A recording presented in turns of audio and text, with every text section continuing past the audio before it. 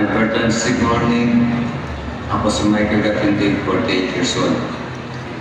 Nag-a-apply ng Lourdes Bulacan.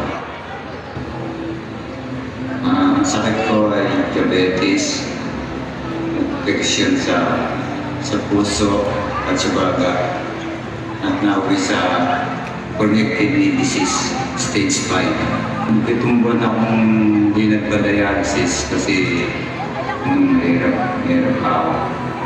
Pero nauwi rin sa emergency dialysis. Hinang-hina na ako noong 2023, nakawan ako ng pagkasunod ko ng hyper products, power tree. Sabi sa akin, ito pang 5 days mag-duty ko sa'yo. Pero muna, anong ko ng per week ko sa umaga, tapos pagpangali ko sa gabi. Tapos yung term update, 1-1-1. Bali, 1 sa umaga, 1 sa tanghali. Tapos ulit ka, 1 sa umaga, 1 sa gabi.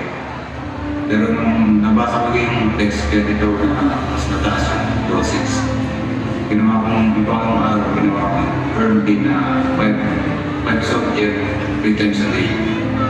At yung term update, kay capsule, 2 times a day. Minsan ginagawa ko 3 times a day, pati gabi.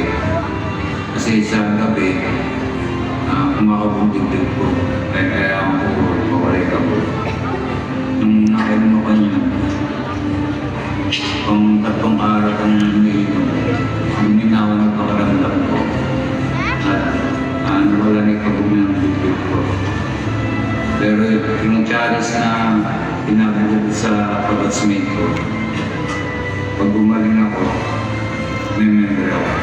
Dati kong 45 kilos, na dati wala akong ganang kumain. Pero ngayon, nakakain na ako, nakakatulog na yun. Ngayon, 61 kilos na ako ngayon. Maraming salamat na pala. Lakasan ko, makakapag-ride na ako, mga motor, makakakit na ako ng bubong, makakagawa na ako sa welding, sa hyper. Salamat kay President Maditan, salamat kay Kamatapin, salamat sa Power Day, salamat kay God na mapapabuhay ko.